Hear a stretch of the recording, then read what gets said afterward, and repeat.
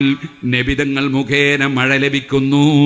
വയുസ്തസ്ഖൽ ഗമാമു ബിവജ്ഹിൽ കരീം വഅലാ ആലിഹി, നബിയുടെ കുടുംബത്തിന്റെ പേരിലും വസഹ്ബിഹി വഅലാ ആലിഹി, നബിതങ്ങളുടെ കുടുംബത്തിന്റെ പേരിലും, അതേപോലെ നബിതങ്ങളുടെ അസ്ഹാബിഹി, നബിതങ്ങളുടെ സഹാബികളുടെ പേരിലും, വസഹ്ബിഹി ഫീ കുല്ലി ലംഹത്തിൻ വനഫസിൻ ബിഅദദി കുല്ലി മഅലൂമിൻ ലക്. സുബ്ഹാനല്ലാഹ്, എണ്ണമറ്റ സലാത്ത്, ധാരാളം സലാത്ത്, എണ്ണി തീർക്കാൻ കഴിയാത്ത അത്രയും ഗുണം അല്ലാഹുവേ ഈ മഹത്വം മുഴുവനും നീ കൊടുത്ത മുഹമ്മദ് നബിക്ക് കൊടുക്കണേ എന്നാണ് നാരിയത്തു സലാത്തിന്റെ മാന. ഇല്ല, എവിടെയാ കുഴപ്പം? ഇതെങ്ങനെയാണ് നരകത്ത് പോകുന്നതാകുക? ഇത് റസൂലുള്ളാഹിനെ മതി പറയലാണ്. നബിതങ്ങളെ പുകഴ്ത്തി പറഞ്ഞുകൊണ്ട് നബിതങ്ങളെ പേര് സലാത്ത് ചൊല്ലലാണ്. ആ സലാത്ത് അല്ല തന്നെ സലാത്തി എല്ലാം പറഞ്ഞത് എങ്ങനെയാ? ആദ്യം റസൂലുള്ളാഹിന്റെ മദ്ഹ് പറഞ്ഞിട്ടാ അല്ലേ? ഇന്നല്ലാഹ വ മലായികതഹു യുസല്ലൂന അലൻ നബി, അല്ലാഹുവും മലക്കുകളും മുഹമ്മദ് നബിയുടെ പേരിൽ സലാത്ത് നിർവഹിക്കുന്നു ജനങ്ങളെ. റസൂലുള്ളാഹിന്റെ മദ്ഹ് ആദ്യം പറഞ്ഞു. അതിന്റെ ശേഷം അല്ലാഹു പറയാ അയ്യുഹല്ലദീന ആമനു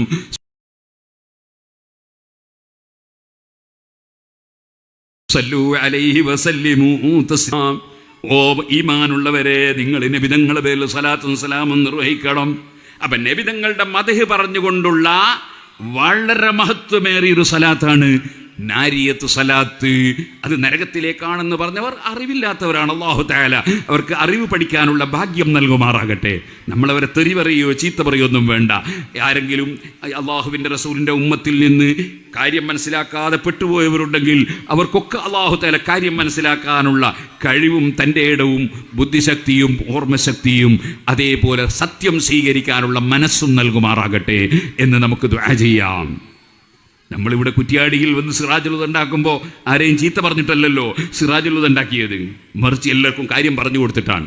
നമ്മുടെ സുബൈർക്ക, അള്ളാഹു അദ്ദേഹത്തിന് ദീർഘായുസ്സും ആഫിയത്തും നൽകട്ടെ.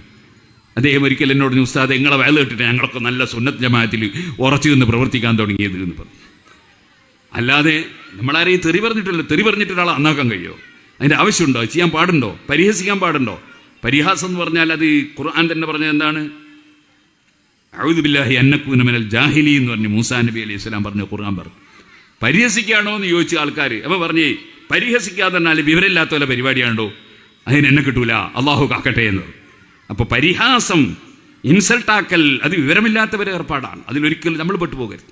നമ്മൾ അള്ളാഹുവിൻ്റെ ദീൻ ഹക്കായി മനസ്സിലാക്കണം. ഇനി ഞാൻ പറഞ്ഞ ആയത്തിലേക്ക് തന്നെ തിരിക്കട്ടെ. സുഹൃത്തുക്കളെ, മുഹാജിറുകളും ആ മുഹാജിറുകൾ വയൻസുറൂനല്ലാഹ വറസൂല, അള്ളാഹുവിനെയും റസൂലിനെയും അവർ സഹായിക്കുന്നു.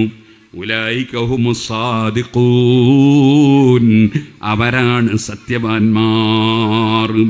സത്യം പറഞ്ഞവരും പറയുന്നവരും സത്യം പുലർത്തിയവരും അവരാണ്.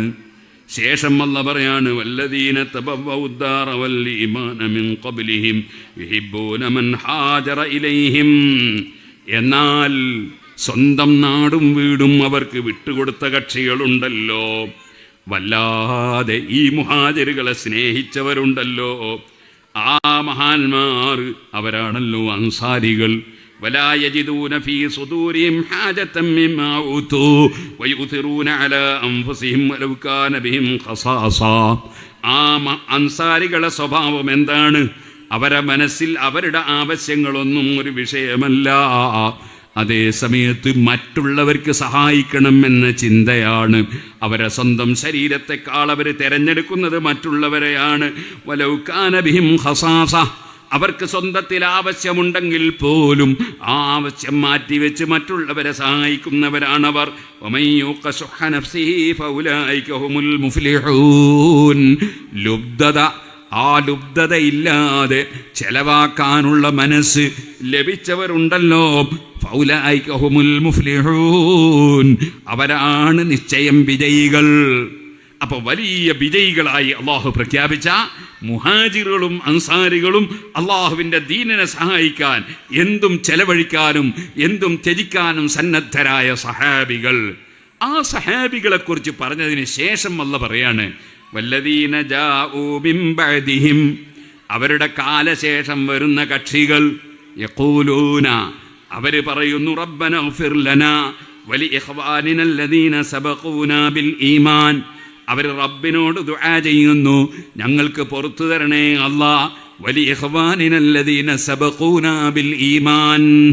നമ്മളൊക്കെ ആ സഹാബത്തിന്റെ ശേഷം വന്ന ആൾക്കാരല്ലേ, നമ്മൾക്കൊക്കെ ഉണ്ടാകേണ്ട ഒരു അവസ്ഥാവിശേഷം ഖുർആൻ പറയാൻ എന്താണ് വേണ്ടത്?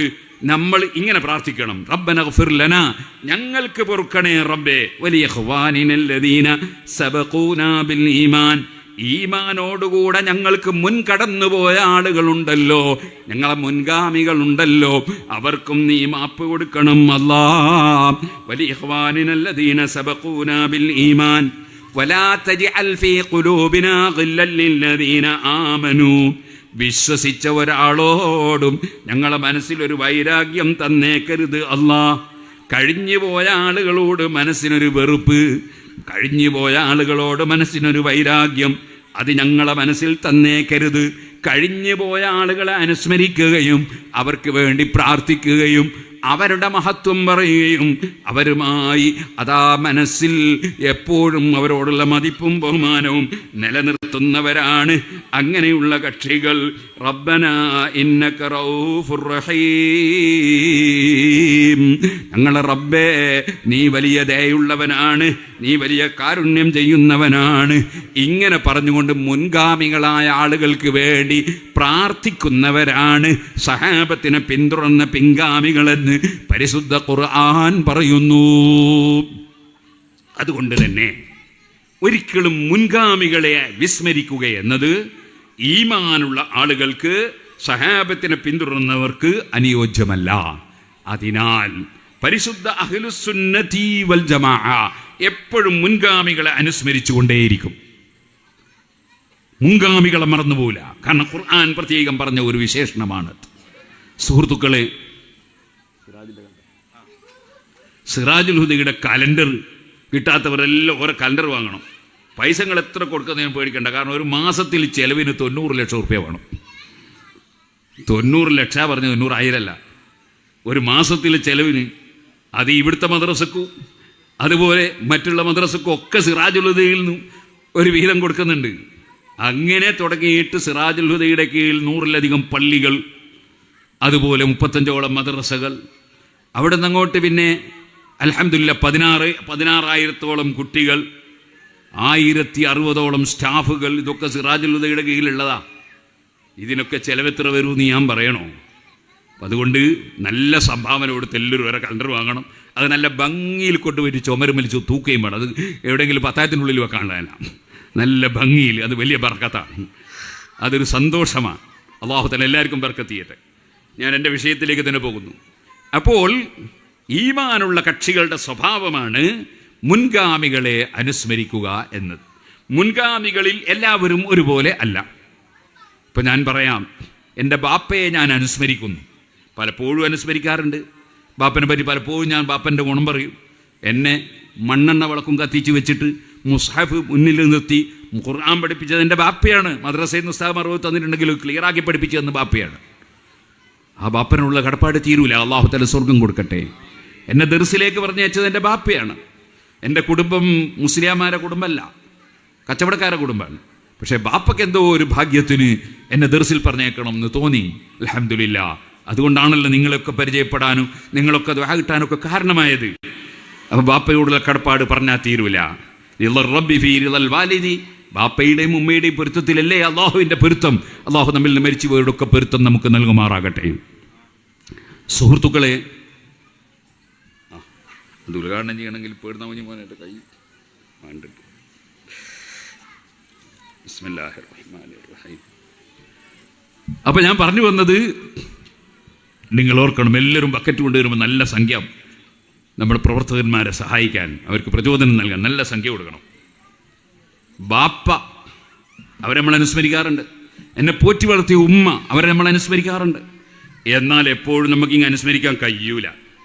അതുകൊണ്ട് കൊല്ലത്തിലൊരിക്കലെങ്കിലും അനുസ്മരിക്കുക എന്ന് നമ്മുടെ മുൻഗാമികളായ പണ്ഡിതന്മാർ നമുക്കൊരു നല്ല മാതൃക കാണിച്ചു തന്നു. അതിൻ്റെ പേരാണ് ആണ്ടനുസ്മരണം.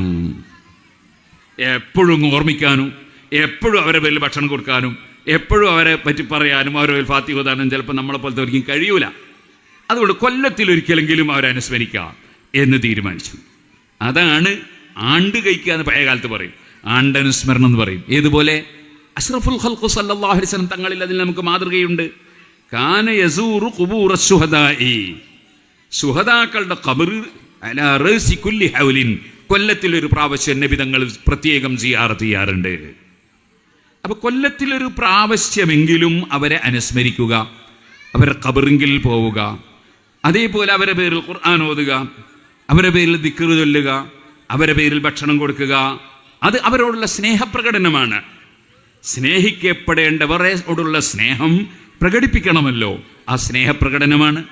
അത് വലിയ പുണ്യകർമ്മമാണ്, നല്ല കാര്യമാണ്. നല്ല കാര്യം ഞാൻ പറഞ്ഞില്ലേ, വഫ്അലുൽ ഖൈറ ലഅല്ലക്കും തുഫ്ലിഹൂൻ. എത്ര സ്ഥലത്താണ് ഖുർആനിൽ ഖൈർ ചെയ്തോ വിജയം കിട്ടുമെന്ന് പറഞ്ഞത്? ആ വിജയമാണ് നേരത്തെ അരിയത്ത് സ്വലാത്തിയല്ലേ സ്ത്രീക്കും കിട്ടുന്നത്. കാര്യം നടക്കുന്നു എന്ന് പറഞ്ഞില്ലേ, അള്ളാഹ് പറഞ്ഞല്ലേ ലഅല്ലക്കും തുഫ്ലിഹൂൻ, നിങ്ങൾ വിജയം കൈവരിക്കും, നിങ്ങൾ നല്ല കാര്യം ചെയ്തോളൂ. നബി തങ്ങളുടെ പേര് സ്വലാത്തി ചൊല്ലിയാൽ, പ്രത്യേകിച്ചും നബി സല്ലല്ലാഹു അലൈഹി വസല്ലം തങ്ങൾ തന്നെ പറഞ്ഞ എന്താ, ഇദൻ ഫഹം വതുഗ്ഫറു ദംബക, നീ സ്വലാത്ത് വർദ്ധിപ്പിച്ച് സ്വന്തം കാര്യത്തിൽ ദുആരക്കുന്നതിന് പകരവും കൂടി നീ സ്വലാത്ത് തന്നെ ചൊല്ലുകയാണെങ്കിൽ നിന്റെ ഏത് പ്രശ്നവും അല്ലാഹ് പരിഹരിച്ചു തരും, നിന്റെ ദോഷം പൊറുക്കപ്പെടും എന്നല്ലേ ഹദീസിലുള്ളത്.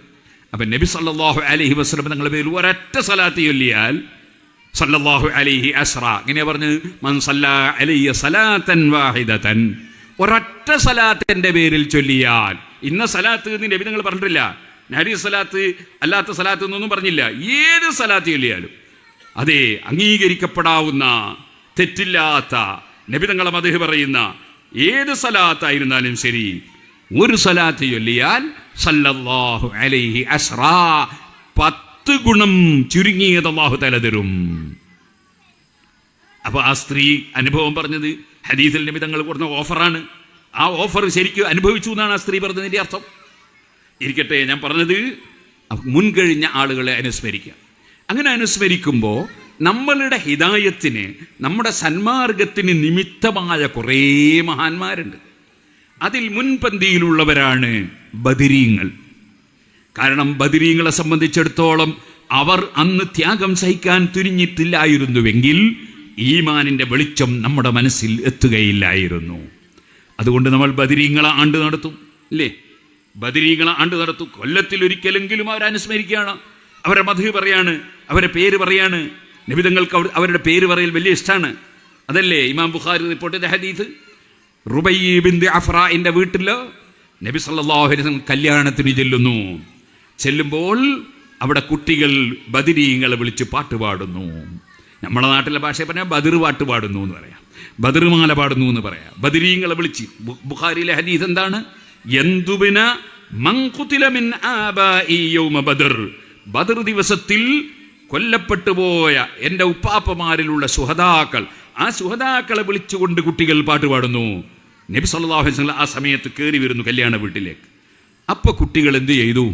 റസൂലുള്ളാഹിനെ കണ്ടപ്പോ, ബദരീങ്ങളിൽ ഒന്നാമത്തെ വ്യക്തി മുഹമ്മദ് റസൂലുള്ളാഹി സല്ലല്ലാഹു അലൈഹി വസല്ലം തങ്ങളാണല്ലോ, റസൂലുള്ളാഹിനെ പുകഴ്ത്തിയിട്ട് വഫീനാ നബിയുൻ യഅലമു മാ ഫീ ഗദീ,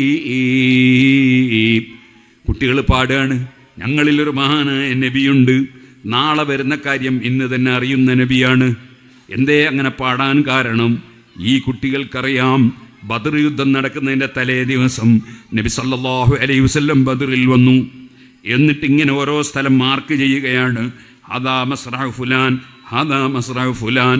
നാളെ യുദ്ധം നടന്നാൽ അബൂജഹൽ ഇവിടെ വീണിട്ടാണ് മരിക്കുക, അതേ ഇവിടെ ഉത്ബത്താണ് വീഴുക, ഇവിടെ ശൈബത്താണ് വീഴുക. അങ്ങനെ ഓരോ പ്രമുഖന്മാരും വീണ് മരിക്കുന്ന സ്ഥലം തലേ ദിവസം തന്നെ നബി തങ്ങൾ മാർക്ക് ചെയ്ത് വെക്കുകയാണ്. അതേ സ്ഥലത്ത് തന്നെ അവർ വീണ് മരിക്കുകയുമാണ്. അപ്പോൾ സഹാബികൾ, അവർക്കറിയാം നബി തങ്ങൾക്ക് അല്ലാഹു തആല ഒരുപാട് മറഞ്ഞ കാര്യങ്ങൾ അറിയിച്ചു കൊടുക്കാറുണ്ട്, അറിയിച്ചു കൊടുക്കുന്നുണ്ട്. ഖുർആൻ തന്നെ പറഞ്ഞതാണ്, വഅല്ലമക മാ ലം തകുൻ തഅലം വകാന ഫദ്ലുല്ലാഹി അലൈക അളീമാ. ഓ നബിയെ, തങ്ങൾക്കറിയാത്ത ആവശ്യമുള്ള എല്ലാ കാര്യങ്ങളും അള്ളാഹു തങ്ങൾക്ക് പഠിപ്പിച്ചു തന്നിട്ടുണ്ട്, അറിയിച്ചു തന്നിട്ടുണ്ട്. അതൊരു പുസ്തകം വായിച്ച് പഠിച്ചതല്ല, അധ്യാപകന്റെ മുമ്പിൽ പോയിരുന്ന് പഠിച്ചതല്ല, അള്ളാഹു ഖൽബിൽ കൊടുക്കുന്ന വിവരമാണ്. ആ വിവരം നബിതങ്ങൾക്കുണ്ടെന്ന് സഹാബികൾക്കറിയാം. അതുകൊണ്ട് ആ മക്കൾ പാടുകയാണ്, ഓ ഫീന നബിയുൻ യഅലമു മാ ഫീ ഗദീ. നാളെ വരുന്ന കാര്യം ഇന്ന് തന്നെ പറയുന്നൊരു നബിയുണ്ട് ഞങ്ങളിൽ. സുബ്ഹാനല്ലാഹ്. അപ്പോൾ നബി തങ്ങളെ കുട്ടികളോട് പറയുകയാണ്, ഉത്റുകീ ഹാദിഹി വഖൂലി ബില്ലതി തഖൂലീൻ. കുട്ടി, നിങ്ങൾ ഇതുവരെ ചൊല്ലിയത് ബദരീങ്ങളെ വിളിച്ചിട്ടല്ലേ, ആ ബദരീങ്ങളെ വിളിച്ചുകൊണ്ട് തന്നെ പാടിക്കോ. അപ്പൊ ബദരീങ്ങളെ വിളിക്കലും ബദരീ